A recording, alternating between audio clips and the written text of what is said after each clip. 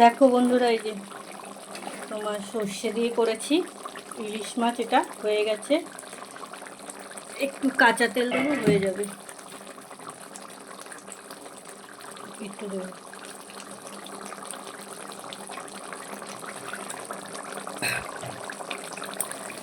কেমন হয়েছে সবাই বলবে।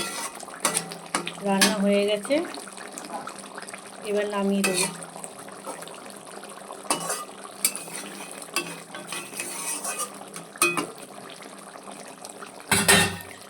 চলো এবার নামাবো, আবার তোমাদের সাথে পরে দেখা হবে। সবাইকে শুভ দুপুর।